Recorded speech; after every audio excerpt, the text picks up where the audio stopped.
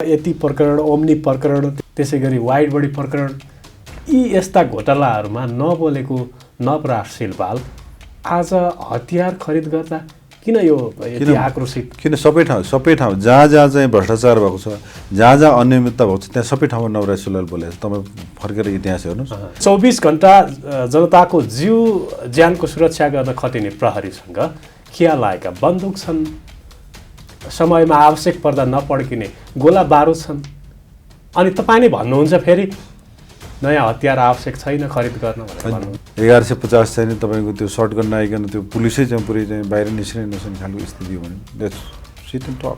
अहिलेको यो हतियार खरिदमा सरकारको केही न केही चलखेल छ। 100% चलखेल नभइकन यो के कसरी भएको छ? त्यही चलखेल भएको कारणले त यो चाहिँ सबैको सरोकारको विषय पनि बनेको छ नि। मुलुक आर्थिक सङ्कटतर्फ जाँदैछ, मुलुक श्रीलङ्का बन्दैछ। यो चेतना गुमाए, खालि आफ्ना क्षणिक चाहिँ लाभहरू मात्र हेर्ने त्यस्ता खालको कुराहरू गरे र गैर जिम्मेवार ढङ्गले चाहिँ नि कामहरू गर्न थाले पनि श्रीलङ्काको बाटोमा जान्छ। ओली प्रधानमन्त्री हुँदाको सरकारमा चाहिँ तपाईँहरू चुक्नु भएन त्यसमा? नेकपाको सरकार हुँदाखेरिको अवस्थामा विदेश सम्बन्ध राम्रो ढङ्गले सञ्चालित थियो। अब अहिले के यता आएर के लडखडाएको खालको स्थिति छ। एसपिपी सम्बन्धमा अब सरकारले पनि एउटा पोजिसन क्लियर गरिसकेको छ कि हामी यसमा यसरी अगाडि लिएर जाँदैनौँ भन्ने खालको कुरो गइसकेको छ। अब एसपिपी सम्बन्धमा चिनिया भ्रमणले नेकपा एमालेका अध्यक्ष केपी शर्मा ओली र नेकपा माओवादी केन्द्रका अध्यक्ष पुष्पकमल दाहाल प्रचण्डलाई फेरि एकै ठाउँमा ल्याउने वातावरण बनाउन भ्रमण गरिएको हो भनेर पनि भनेको। सिपिसीले भनिदिएर अथवा मिडिएसन गरेर माओवादी केन्द्र र नेकपा एमाले मिल्ने भन्दा पनि नेकपा एमाले र माओवादी केन्द्र एजेन्डागत रूपमा मिसनको रूपमा यसरी अगाडि जाने भन्ने ठाउँमा एक ठाउँमा आयो भने त फेरि चुनावमा सँगै जाने त सम्भावना प्रशस्त छ नि। केपी ओली र प्रचण्ड फेरि एकै ठाउँमा आउने सम्भावना छ। चुनावमा चाहिँ वाम गठबन्धन सँगै जाने सम्भावना प्रबल देख्छु म चाहिँ। स्वर्गीय बाबाको नाममा ट्रस्ट खोलेर बजेट छुट्याउँदा समेत तपाईँहरू मौन बस्नुहुन्छ, प्रतिपक्ष छ कि छैन? किन छैन? आफ्ना परिवारको नाउँमा चाहिँ विभिन्न खालका राष्ट्रका ढुकुटीहरू प्रयोग गर्ने उपयोग गर्ने ढङ्गका क्रियाकलापले उहाँहरू आफै नाङ्गिँदै जानुभएको छ। बालेन शाहले एम बुद्धको शालिग बनाउँछु भनेर। शालिग भने त एउटा राष्ट्रको लागि योगदान गरेका कलाकार होइन, अब साहित्यकार, ठुल्ठुला योगदान गरेका चाहिँ विद्वानहरू होइन, अनि स्वतन्त्र सेनानीहरू, ठुल्ठुला राजनीतिज्ञहरू, अब सिद्धान्तकारहरूको बनाउने होला।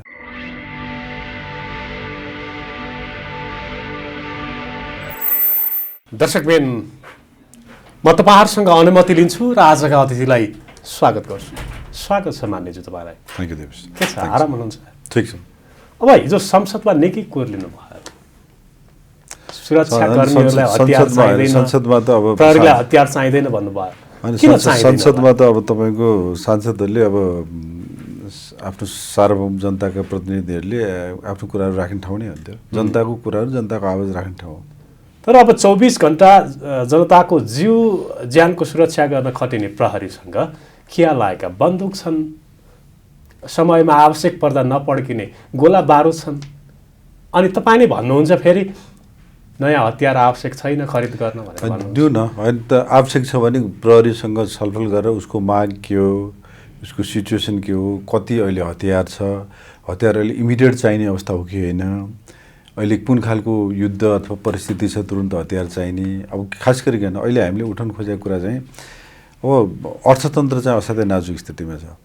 हामीले हरेक आयात चाहिँलाई घटाउने र विदेशी मुद्रा सञ्चितलाई बढाउने, त्यसलाई चाहिँ घट्न नदिने ढङ्गले चाहिँ अब राज्य अगाडि जानुपर्छ भन्ने हाम्रो सरोकार हो। किनभने जसरी श्रीलङ्काको बाटो गइरहेछ नेपाल भन्ने खालको कुराहरू आइरहेछन्, त्यसले गर्दा अहिले चाहिँ फुकिकन चाहिँ नि पाइला चाल्ने र इकोनोमीलाई बचाउने, किनभने वर्ल्ड नै एक खालको रिसेसनको चाहिँ ट्रेन्डमा गइरहेको छ र युक्रेन र चाहिँ रसियाको चाहिँ नि वारले गर्दाखेरि जसरी तपाईँको इन्फ्लेसन बढेर गएको छ, अब तेलको चाहिँ मूल्य आकाशिएको छ, मान्छेको जीवन अब दैनिक उभिएको सामानहरू पनि धान्न नसक्ने स्थिति हुँदै गएपछि अब हाम्रो इकोनोमीलाई बचाउनु नै अहिलेको सबैभन्दा प्रमुख कार्यभार, प्रमुख दायित्व चाहिँ सरकारको त्यो हो भन्ने ढङ्गले अहिले हतियार किन्ने बेला हो कि होइन, हतियार आवश्यक होला, तर is it a right time भन्ने प्रश्न हो। किनभने अहिले हामीले कसरी यो घाउ लागेको अर्थतन्त्र एक प्रकारले चौपट हुन थालेको अर्थतन्त्रलाई कसरी बचाउने भनेर चारैतर्फबाट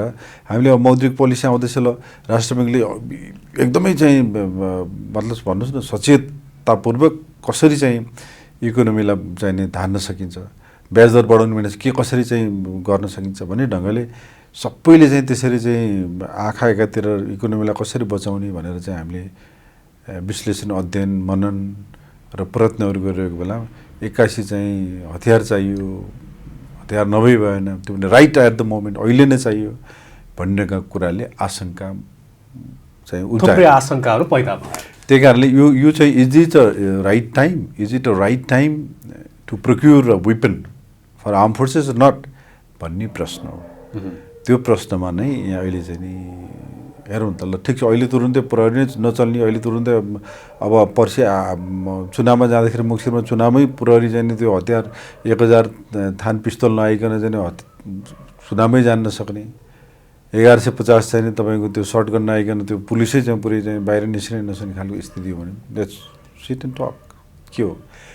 त्यो कारणले यो चाहिँ यस्तो सरोकार हो भन्ने खालले अब जनताको सार्वभौम संस्थामा जनताको आवाजहरू जनताको प्रतिनिधिले बोल्छन्। त्यो तर तपाईँले जुन कुरा भन्नुभएको थियो 200% भन्दा धेरै कमिसनको खेल चाहिँ यसमा भनेर भन्नुभएको थियो, के छ आधार तपाईँसँग? सुन्नुहोस्, यस्तो अब आधार चाहिँ कस्तो हो भने अब आधार भन्दा पनि कस्तो भने यो चाहिँ हतियार खरिदमा 200% यो संसारभरिको चाहिँ ट्रेन्ड हो हेर्नु चाहिँ हतियार कम्पनीहरूले आफ्नो हतियार बिकाउनको लागि ठुल्ठुला चाहिँ तपाईँको चाहिँ नि कमिसनहरू, ठुल्ठुला घोटालाहरू अब तपाईँ अहिले नै हेर्नुहोस् न 20औं-30औं वर्षदेखि यस्तो चलिरहेको छ। इन्डियाको बोफोर्सदेखि लिएर हेर्नुहोस् न पाकिस्तान, चाइना, नेपालका पनि कतिपय इस्युहरूमा चाहिँ नि अब नेपालमा पनि त्यस्ता चाहिँ नि घटनाहरू भएको छ। त्यसले गर्दा अब यो चाहिँ हतियार खरिद भन्ने एउटा चाहिँ पहिला विश्वासको वातावरण बनाउनु पर्यो। हतियार चाहिन्छ कि चाहिन्न अहिले भन्ने कुरो हो। संसदमा समितिहरू छन्, त्यहाँ विभिन्न खालका चाहिँ नि जनताका चाहिँ प्रतिनिधिहरू छन्, सरकार छ, बसेर छलफल गर्नु पऱ्यो। अँध्यारो कोठामा राति आएर अल अफ सडन चाहिँ अर्थमन्त्रीले जाँदै ल चाहिँ रकमान्तर 84 करोड भनेर जसरी दिएर चाहिँ ए बाबु अहिले बचौँ, अहिले विदेशी मुद्रा चाहिँ अनावश्यक रूपमा खर्च नगरौँ, आयातलाई नियन्त्रण गरौँ होइन भनेर यावत रूपमा चाहिँ सबैको सरोकार चाहिँ प्रकट भइरहेको बेलामा रकमान्तर गरिकन अर्कोको बजेट ल्याएर त्यो पनि चाहिँ तपाईँको विदेशी मुद्रामा चाहिँ तिर्नुपर्ने कुराहरू चाहिँ जुन ढङ्गले चाहिँ गरेर चाहिँ यसमा चाहिँ आशंका, जनताको आशंका छ। मुलुक आर्थिक सङ्कटतर्फ जाँदैछ, मुलुक श्रीलङ्का बन्दैछ। अब श्रीलङ्का बन्दैछ भने म त्यसरी चाहिँ स्पेकुलेसन गर्न चाहन्न, तर चरम आर्थिक सङ्कटमा छ। तपाईँहरूको अध्यक्षले त भन्दै हुनुहुन्छ किनभने तपाईँको श्रीलङ्काको दिशामा नेपाल अगाडि बढिरहेको छ। किन होइन, अब हामीले चाहिँ हाम्रा चाहिँ नि राज्यमा बसेका जिम्मेवार मानिसहरूले, राज्य सरकारले, प्रधानमन्त्रीले, अर्थमन्त्रीले होइन र चाहिँ नेपाल राष्ट्रमा लगायतका अर्थतन्त्रलाई हाँक्ने जिम्मेवार लिएर बसेका विज्ञहरू, त्यस्ता जिम्मेवार पदमा रहेका मानिसहरूले यो चेतना गुमाए, खालि आफ्ना क्षणिक चाहिँ लाभहरू मात्र हेर्ने त्यस्ता खालको कुराहरू गरे र गैर जिम्मेवार ढङ्गले चाहिँ नि कामहरू गर्न थाले पनि श्रीलङ्काको बाटोमा जान्छ। तर अझै पनि हामीले चाहिँ यसलाई रिकभर गरेर जान सक्छौँ अझै पनि, किन जुन ढङ्गले हाम्रा चाहिँ भन्नुहोस् न फरेन इम्प्लोइमेन्टमा जाने हाम्रा युवाहरू चाहिँ दैनिक झन्डै 2000 को सङ्ख्यामा गइरहेछन् र अहिले केही हप्ता यता चाहिँ फेरि रेमिट्यान्सको चाहिँ नि आप्रवाह पनि बढिरहेको छ। यो ढङ्गले चाहिँ फेरि बिस्तारै हामी रिकभरीतिर जान पनि सक्छौँ। अब मौद्रिक पोलिसी आउँदैछ, त्यसमा विभिन्न खालका मेजर्सहरू आउँदैछन् भनेपछि हामीले बिस्तारै चाहिँ रिकभर गर्न सक्छौँ भन्ने त्यो ठाउँमा हामी छौँ। र जेठको महिनामा मात्रै थप 1 महिनालाई पुग्ने विदेशी सञ्चित मुद्रा जम्मा भएको छ। त्यही त तथ्याङ्क हेर्नु भएको छ? एक्ज्याक्टली त्यो राष्ट्र ब्याङ्कको तथ्याङ्क हेरेको छु मैले। त्यसले गर्दाखेरि अब अहिले चाहिँ हामीले चाहिँ जथाभावी खर्च गर्ने विदेशी मुद्रा चाहिँ अनावश्यक क्षेत्रमा तपाईँको चाहिँ भन्नुहोस् न तपाईँको चाहिँ अब लग्जरी आइटम्सहरू खरिद गर्नुको लागि ठुल्ठुला गाडी किन चाहिएको छ अहिले भन्नु, 60-70 लाखभन्दा बढा करोड 4 करोड 5 करोडको गाडी किन चाहिएको छ नेपालमा अहिले? आफ्नो आवश्यकता अनुसारको सीमित चाहिँ त्यो गरौँ र चाहिँ जुन भन्नु सौन्दर्य प्रसाधन लगायतका अब हामीलाई जस्तो चाहिँ तपाईँको अब ऊर्जाको लागि चाहिँ अब पेट्रोलियम पदार्थ त नभई हुँदै भएन। त्यसलाई पनि घटाउँ, कन्जम्सन घटाउँ, अझ इलेक्ट्रिक भेहिकल्सहरूमा जाउँ भन्ने तमाम चाहिँ प्रयत्नहरू हुँदाहुँदै यो ढङ्गले आएको हुनाले आशंकाहरू चाहिँ उब्जेका छन् र त्यो आशंका नै संसदमा प्रकट भएको हो भन्ने मलाई लाग्छ।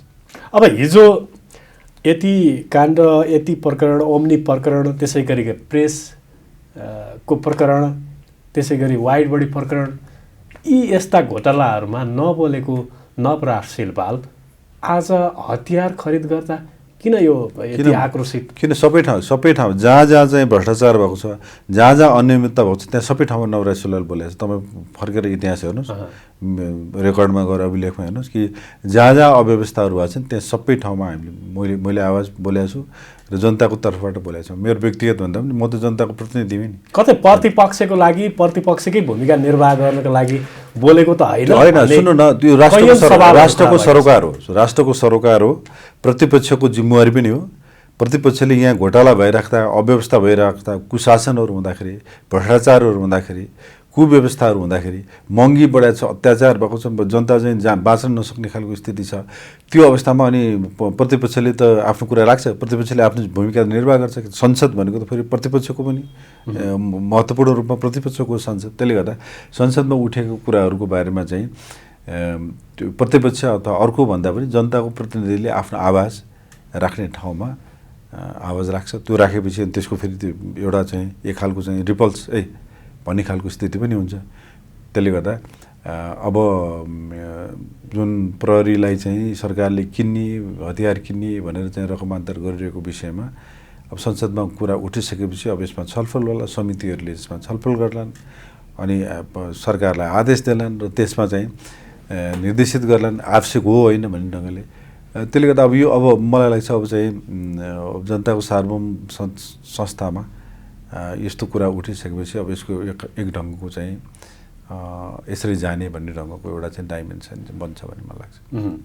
अब तपाईँले भन्नुभएको थियो यो हतियार खरिद भयो भने सुरक्षाकर्मी प्रहरीका ठुला ठुला अफिसरहरू पछि जेल जान सक्छन् अथवा चाहिँ थुनामा पर्न सक्छन् भनेर भन्नुभएको थियो। के आधार छ त्यो? यस्तो हो, के हुन्छ भने तपाईँको कस्तो देखिन्छ भने योभन्दा अगाडिका घटनाहरू हेर्दाखेरि त्यो प्रहरीलाई थाहा पनि हुँदैन, बाहिरै फाइलहरू खडा हुन्छन्, बाहिरै नेगोसिएसनहरू हुन्छन्, बाहिरै गिभ एन्ड टेकहरू हुन्छ अनि प्रहरीले चाहिँ त्यसरी त्यहाँ बसेर उसले आधिकारिक रूपमा सिग्नेचर गरेर मात्र फाइल पठाउने खालको स्थितिले ऊ चाहिँ बेनिफिसियरी डाइरेक्ट हुँदैन, इन्डाइरेक्टली होला उसका पनि विभिन्न खालका मागहरू पुरा गरिदिरहेका स्थिति होला। तर त्यो जो चाहिँ जुन पार्टी त्यो चाहिँ नि ग्राफ्ट, त्यो अनियमितताको लाभ लिने व्यक्ति चाहिँ त्यो तपाईँको फाइलमा नदेखिने ढङ्गले पछि आउँछ। त्यो हुँदाखेरि त्यही मान्छेहरू तानिएका इतिहासहरू भएको हुनाले मैले चाहिँ यो प्रकरणमा पोलिटिकल हुन्छ, त्यसमा तानिने यो प्रकरणमा पनि त्यही त, यो प्रकरणमा पनि यदि चाहिँ सही ढङ्गको चाहिँ भएन, ठिक छ हतियार आवश्यक छ, हतियार किन्नुपर्ने छ, त्यसको प्रक्रिया छ, कानुनसँग ढङ्गले प्रक्रिया गरेर ट्रान्सपरेन्ट ढङ्गले होइन उसले चाहिँ 200% कति प्रतिशत चाहिँ उसले दिने कमिसन राज्य त्यो पैसा घटाएर राज्यको चाहिँ नि पैसा जाने गरिकन त्यसरी चाहिँ नि गर्न सकिन्छ, नसक्ने कुरो होइन नि।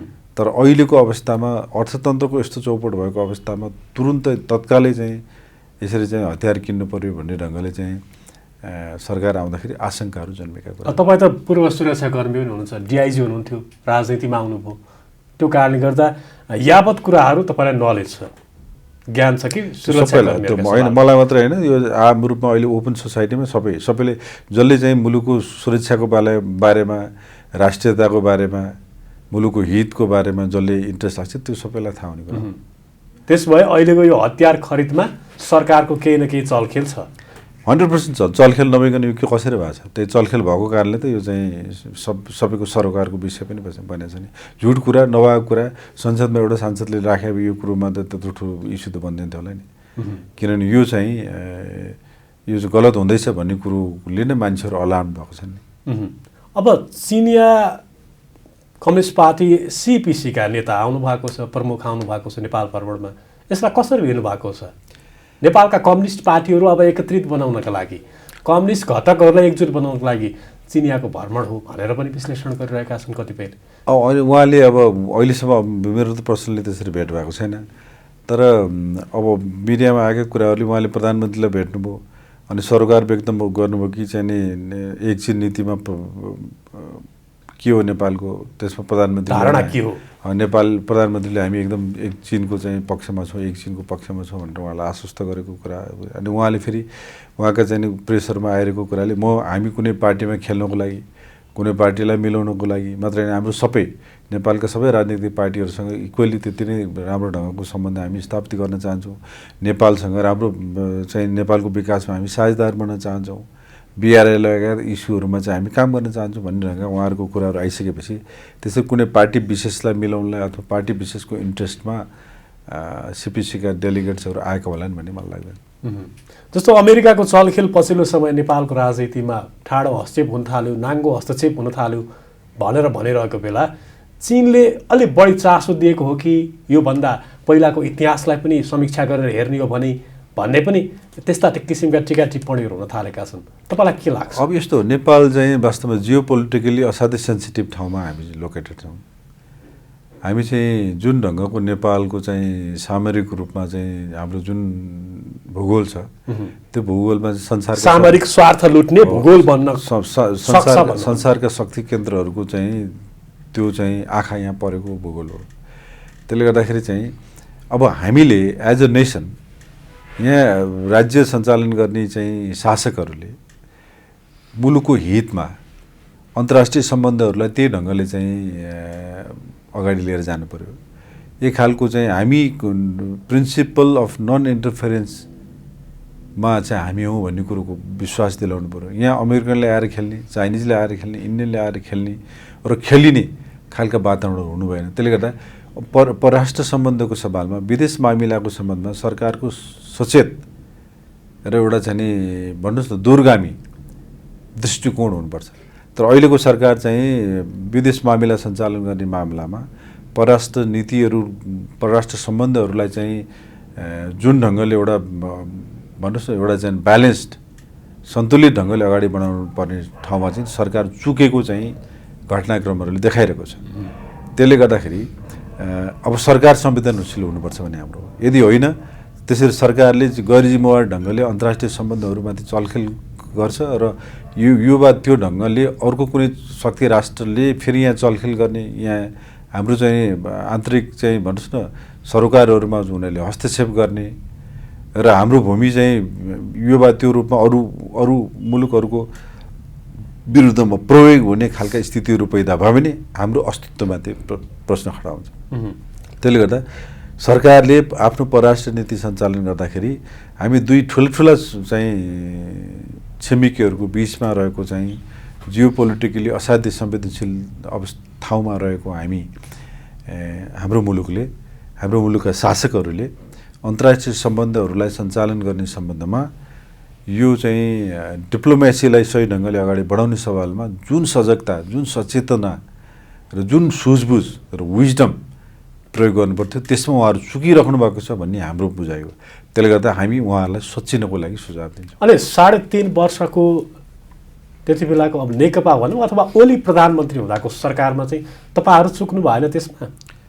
होइन, सुन्नुहोस्, अब त्यतिखेर पनि हामीले सधैँ as a member of parliament हामीले पार्टीमा तपाईँको दलमा छलफल हुन्छ, हरेक इस्युहरूमा दलमा छलफल हुँदाखेरि हाम्रो सरोकार हुन्थ्यो कि कुनै पनि प्रकारले मुलुकलाई चाहिँ यसरी चाहिँ यो वा त्यो रूपमा चाहिँ कसैसँग अलाइन हुने अथवा सन्तुलन बिग्रिने खालको काम गर्नुहुन्न भनेर।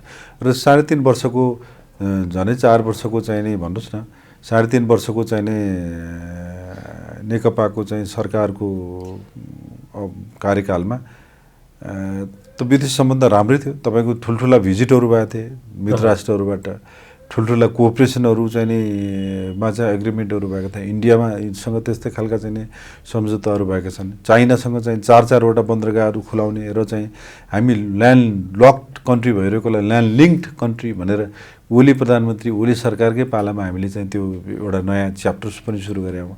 त्यसले गर्दा नेकपाको सरकार हुँदाखेरिको अवस्थामा विदेश सम्बन्ध राम्रो ढङ्गले सञ्चालित थियो। अहिले के यता आएर के लडखडाएको खालको स्थिति छ। स्टेट पार्टनरसिप प्रोग्राम एसपीपी का सवालहरू पनि त्यति बेला अगाडि बढेका थिए नि। हजुर, एसपीपीका सवाल एसपीपीको सवालमा अब तत्कालीन परराष्ट्र मन्त्री प्रदीप गेवालीका केपी ओली हाम्रो अध्यक्ष पूर्व प्रधानमन्त्रीबाट पनि आमन्त्रण गरेका कुराहरू स्पष्टीकरण चाहिँ नि आइसकेको छ। उहाँ प्रधानमन्त्री हुनुभन्दा अगाडि नै एक खालको चाहिँ सुशील कोइराला प्रधानमन्त्री हुँदाखेरि एउटा खालको अन्डरस्ट्यान्डिङ भएर पछि आर्मीको चिफले चाहिँ चिठी पठाएको, त्यो पनि एम्बेसीमा पठाएको मेरो जानकारी बिना भनेर उहाँको व्यक्तित्वले संसदमै आएर बोलिसकेपछि त्यो कुरो अब क्लियर भइसकेको छ। त्यसमा चाहिँ अब एसपीपीको सम्बन्धमा अब सरकारले पनि एउटा पोजिसन क्लियर गरिसकेको छ कि हामी यसमा यसरी अगाडि लिएर जाँदैनौँ भन्ने खालको कुरो गइसकेको छ। अब एसपीपीको सम्बन्धमा त्यति विवाद गर्नु राजनीतिक दलहरूको समझदारी बनिसकेको छ। त्यस्तो होइन, त्यस्तो विवाद नहोला। तर एउटा सरोकार चाहिँ कहाँनिर रह्यो भनेपछि अब संसदमा आएर चाहिँ नि गृहमन्त्रीले चाहिँ एसपीपी चाहिँ हामीले अब निर्णय गरेर सरकारले चिठी पठाइसकेका छ अमेरिकालाई भनेर संसदमा बोल्नुभयो। तर परराष्ट्रको प्रवक्ताले चाहिँ चिठी गएको छैन, हामी अझै पनि पठाउने उसमै छौँ, गएको छैन भनेर क्याटेगोरिकली बोलिसकेपछि चाहिँ अनि सरकारले चाहिँ संसदमा ढाँटेछ भन्ने इस्यु त्यो प्रसङ्ग चाहिँ आइरहेछ। त्यसले गर्दा एसपीपीको सम्बन्धमा सरकारको के हो त, कहीँ ढुलमुल छ कि कहीँ प्रभावित छ कि कतैबाट शक्ति केन्द्रहरूबाट भन्ने खालको प्रश्नहरू चाहिँ उब्जेका छन्।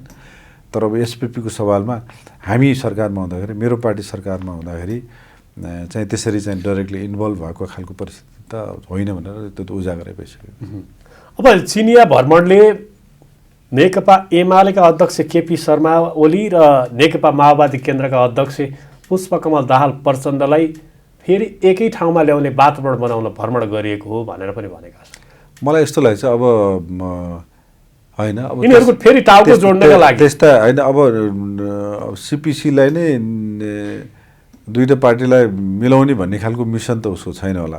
तर मलाई के लाग्छ भने चाहिँ चाइनाको, किनभने चाइना कांग्रेसबाट सशंकित बनिरहेको छ, चाइनिज कम्युनिस्ट त्यो कारणले गर्दा कम्युनिस्टहरूलाई एकत्रित बनाउन उसको मूल एजेन्डा हो, लक्ष्य हो। एजेन्डा त्यस्तो त मलाई एजेन्डा त्यस्तो चाहिँ, किनभने चाइनाको चाहिँ फरेन पोलिसी अहिलेसम्मको हेर्दाखेरि, फरेन अफेयर्सको उसको आफ्नो चाहिँ इन्भल्भमेन्ट, उसको इन्टरभेन्सनहरू हेर्दाखेरि चाइना अर्को कुनै मुलुकमा पार्टीगत रूपमा यो पार्टी त्यो पार्टी भनेर त्यसरी त्यो लेभलमा चाहिँ चाइना जाने गएको जस्तो खालको स्थिति देखिन्न। उसले चाहिँ खास चाहिँ उसको इकोनोमिक डिप्लोमेसी हो, उसलाई चाहिँ आफ्नो अर्थतन्त्र बनाउनु छ, बजार विस्तृतीकरण गर्नु छ, आफ्नो प्रडक्टहरूलाई संसारमा सेल गर्नु छ, आफ्नो चाहिँ नि भन्नुहोस् न तपाईँको जिडिपी बढाउनु पर्ने छ। त्यसले उसको प्रायोरिटी चाहिँ आर्थिक समृद्धितिर बढी भएको देखिन्छ अरू भन्दा पनि। तर अहिले जुन चाहिँ अब तिब्बतको कारणले अलिकति सेन्सिटिभ इस्यु चाहिँ सेन्सिटिभ भएको अवस्था अवश्य हो। र चाइना चाहिँ कहीँ नेपालमा अर्को कुनै थर्ड वर्ल्डका मानिसहरूको चाहिँ ले नेपाललाई उपयोग गरेर कहीँ हामीलाई केही हानि त पुर्याउँदैन भन्ने ढङ्गले उनीहरू सचेत भएको कुरो सही हो।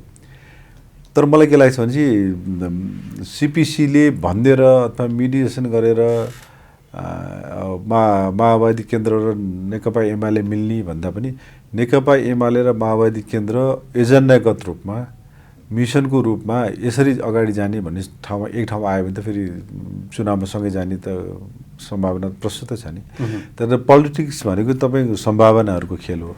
अहिलेको परिस्थितिमा चाहिँ कुनै हालमा पनि चाहिँ अब यसरी मिल्ने खालको स्थिति छैन भन्ने छ। तर एउटा धर्म सङ्कट चाहिँ माओवादी केन्द्रका साथीहरूलाई पनि के छ भने उहाँहरूको चाहिँ दस्तावेजले एउटा कुरा बोल्छ, विचार एउटा छ, आदर्श एउटा छ। हिजोसम्मको इतिहास लडाइँदेखि दुनियाँ चाहिँ एउटा उद्देश्य लिएर गर्नुभएको छ। र अहिले चाहिँ अब पुँजीवाद, दलाल पुँजीवादको चाहिँ नि भन्नुहोस् न प्रतीकको रूपमा रहेको नेपाली कङ्ग्रेसलाई काँधमा बोकेर उसलाई चाहिँ प्रधानमन्त्री भनेर प्रधानमन्त्री बनाएर अहिले हिँड्नुपर्ने अवस्थाले उसको राजनीतिक साख चाहिँ नि गिरेको, त्यो हिसाबले तल जनतामा एक खालको निराशा, माओवादी मात्रै होइन तपाईँहरूको पनि गिरेको छ, एक खालको चाहिँ नि निराशा व्याप्त भएको स्थितिले पनि उसलाई पनि फेरि कङ्ग्रेसलाई नै सँगै बोकेर जान सकिराख्ने स्थिति त उसलाई पनि नहोला नि।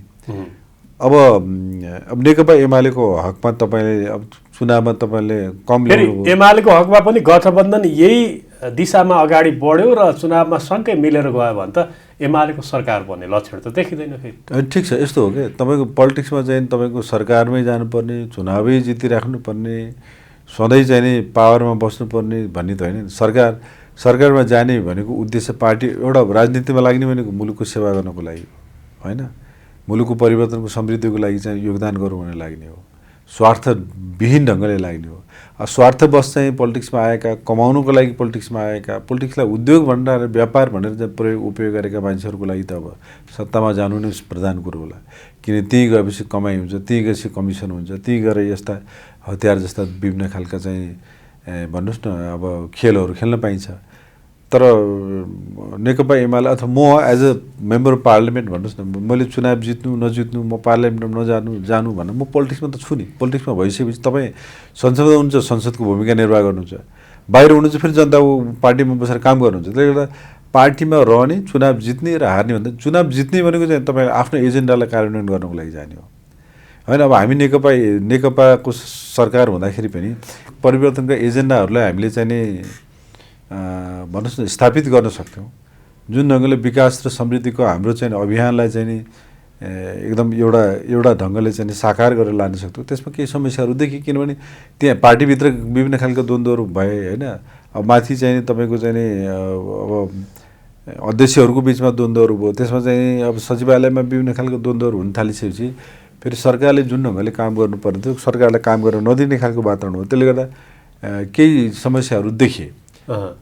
तर अब चाहिँ के छ भने यदि हामी चाहिँ फेरि चुनावमा फर्केर आउने स्थिति भयो, सरकार हामीले बनाउने खालको स्थिति भयो भने अनि यो मुलुकको परिवर्तनको एजेन्डालाई हामीले मात्रै सार्थक बनाउन सक्छौँ। नभए नेकपा एमाले बाहेक दोस्रो अर्को पार्टीले मुलुकको परिवर्तन, मुलुकको समृद्धिमा उल्लेख्य ढङ्गले काम गर्न सक्छ भन्ने कुरो कतै सोच्नै सक्यो। अब अहिलेको गठबन्धन हेर्नुहोस्, अब यिनीहरूले उहाँले जित्यो भने फेरि सरकारमा उहाँ नै जाने होला, माओवादी केन्द्र काङ्ग्रेसै जाने होला। अब अहिलेको हालत हेर्नुहोस्, तपाईँको राति चाहिँ बजेट कार्यान्वयन, बजेट वक्तव्यको अघिल्लो दिन राति बिचुलाहरू ल्याएर करका दरहरू, राजस्वका दरहरू चाहिँ नि कुन व्यापारी घरानालाई चाहिँ नि फाइदा हुने गरी उसँग डिल गरेर राज्यको ढुकुटीमाथि चाहिँ घात गरेर अर्थतन्त्रलाई चाहिँ नि खतम पार्ने ढङ्गले जसरी कामहरू भइरहेछ, अब यही उहाँहरू नै जितेर आउने, उहाँहरू फेरि सरकारमा जाने अनि उहाँले फेरि यस्तो लुटपाट गरिराख्ने भने त अनि यहाँ जनता, सचेत जनता पनि होला नि। चुनावमा जाँदै गर्दाखेरि जनताले बुझ्ला नि नि यहाँ के भइरहेछ, अहिले यिनीहरू गठबन्धन हुँदाखेरि के ढङ्गले काम भइरहेछ, बजेट आउँदा कसरी लुट्यो, अब अहिले चाहिँ हतियारको कुरा रहेछ, यस्ता अनेक चाहिँ नि माओवादी केन्द्रबाट अर्थमन्त्री विभिन्न खालका कामहरू भइरहेछ भनेपछि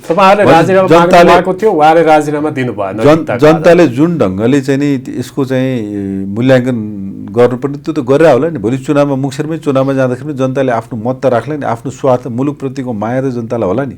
तर यही गठबन्धनलाई यही ढङ्गले लुट्नको लागि यसैलाई फेरि एप्रुभ गरेर यसैलाई सरकारमा लैजान जनता तयार होला त, त्यो त हेर्न बाँकी छ। त्यसले गर्दा अब मलाई चाहिँ कस्तो लाग्छ भने अगाडि जाँदै गर्दाखेरि चाहिँ जुन ढङ्गले अर्थमन्त्रीले कामहरू भए, अर्थमन्त्री चाहिँ राजीनामा दिन बाध्य हुनुभयो, उहाँमाथि छानबिन भइरहेछ, अर्थ मन्त्रालयमा सीसीटीभी लगायतका इस्युहरूमा चाहिँ यसरी व्यापक रूपमा आएर चाहिँ राज्यको चाहिँ नि होइन भन्नुहोस् न त्यहाँ भएको कार्यविधि, सीसीटीभी सञ्चालन गर्ने सरकारको नीति कार्यक्रम कार्यविधि भन्दा बाहिर गएर 13 दिनभित्रै चाहिँ डिलिट गराएर जुन ढङ्गले चाहिँ नि छिपाउने, प्रमाण मेटाउने र आफूले गरेका अपराधहरूबाट चाहिँ आफू बस्ने खालको जति पनि गतिविधि भएको छ यो राष्ट्र विरुद्धको काम हो, अपराध। अब छानबिन समिति बनेको छ, त्यसमा तपाईँहरूको पार्टीको सदस्य हुनुहुन्छ? बिल्कुल, त्यो त सबै हुनुहुन्छ, सबैको चाहिँ नि रिप्रेजेन्टेटिभ सबै पार्टीका हुनुहुन्छ। उहाँहरूले अब आजबाट छानबिन पनि सुरु गर्नु होला। छानबिन अगाडि बढ्दै जाँदाखेरिको अवस्थामा यसको चाहिँ अब समष्टिगत सारमा अब गठबन्धन हुने, वाम गठबन्धन, वाम तालमेल हुने सम्भावना कतिको देख्नुहुन्छ? सारांशमा भन्नुपर्दा सम्भावना छ तपाईँको केपी ओली र प्रचण्ड फेरि एकै ठाउँमा आउने सम्भावना छ। चुनावमा चाहिँ वाम गठबन्धन सँगै जाने सम्भावना प्रबल देख्छु म चाहिँ।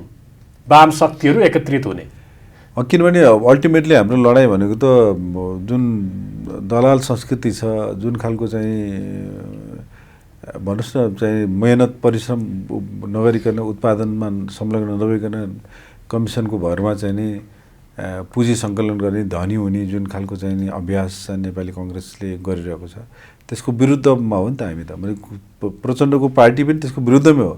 त्यसले गर्दा क्षणिक स्वार्थ पूर्ति गर्नको लागि चाहिँ उहाँहरू चाहिँ जानुभयो होला, तर लङ टर्म यसरी जाँदाखेरि उहाँहरूको पार्टीको स्थिति के रहने, उहाँहरूका कार्यकर्ताको चाहिँ मनोबल कसरी, जनताले उहाँको पार्टीलाई कसरी हेर्ने भन्ने यावत सवालहरूले गर्दाखेरि मलाई चाहिँ लाग्छ यो कांग्रेस र माओवादी समाजवादीको जुन खालको अहिलेको गठबन्धन छ त्यो गठबन्धन निरन्तर हुन सक्ने स्थिति देखिँदैन।